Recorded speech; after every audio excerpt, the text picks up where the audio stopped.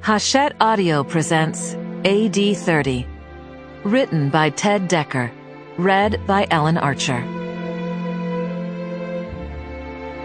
My journey into A.D. 30. It is said that true spirituality cannot be taught. It can only be learned. And it can only be learned through experience, which is actually story. All else is only hearsay. It is also said the shortest distance between a human being and the truth is a story. Surely this is why Jesus preferred to use stories. For 10 years I dreamed of entering the life of Jesus through story, not as a Jew familiar with the customs of the day, but as an outsider, because we are all outsiders today. I wanted to hear his teaching and see his power. I wanted to know what he taught about how we should live, how we might rise above all the struggles that we all face in this life, not just in the next life after we die. We all know what Jesus means for Christians on a doctrinal statement in terms of the next life, and we are eternally grateful. But we still live in this life. What was his way for this life, other than to accept his way for the next life?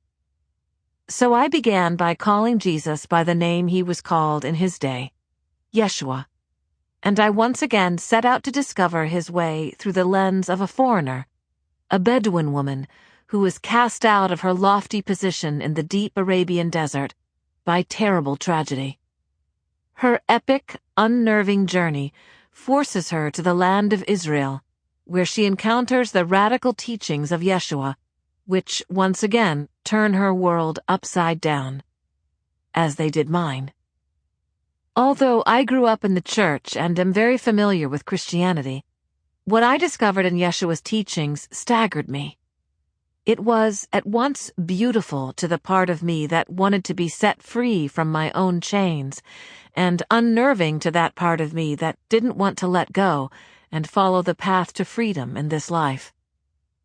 I grew up as the son of missionaries who left everything in the West to take the good news to a tribe of cannibals in Indonesia.